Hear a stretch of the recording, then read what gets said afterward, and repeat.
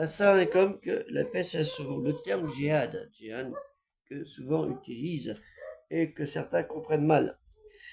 Djihad, le terme lutte, avec 41 apparitions dans Al-Qur'an, la récitation sous diverses formes et sens.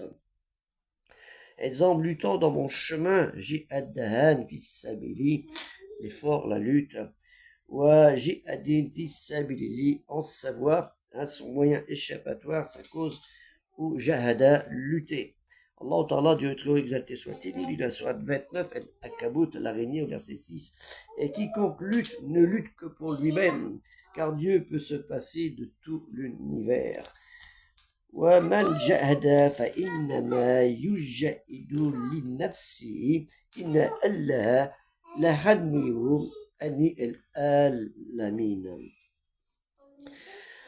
Et nous trouvons aussi 23 fois le terme mujahidun, et ceux qui font des efforts, luttent, combattent, qui sont en fait des devoirs religieux avec abnégation, des luttes sur soi-même, sur la résistance contre le malin, le mal, traduit en Occident par guerre sainte en cas de conflit, souvent traduit dans les langues européennes par guerre sainte, comme j'ai dit, combat dans la voie de Dieu. Toutefois, il ne s'agit pas d'une guerre d'extermination. Le mot djihad est employé à plusieurs reprises dans la récitation du Coran, souvent dans l'expression idiomatique, ça veut dire la singularité propre à une langue.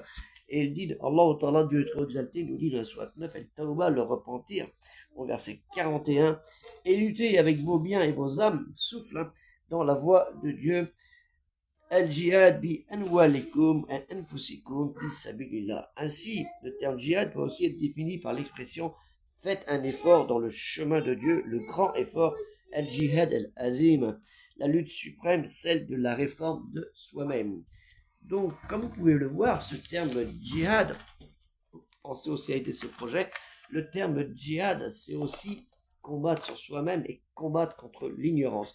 D'où le projet culturel musulman universel que vous pouvez voir affiché dans YouTube et dans affiché plus dans YouTube et dans le premier commentaire dans TikTok.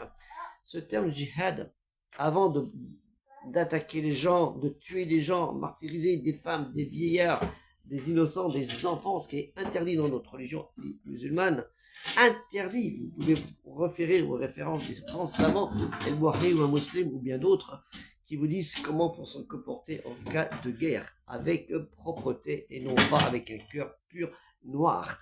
Que la paix soit sous vous. Assalamu alaikum. Et aider le projet culturel musulman universel qui a besoin de vos dons. On a actuellement 61 € pour pouvoir acheter une imprimante et on voudrait acheter une imprimante, Inch'Allah, de A3.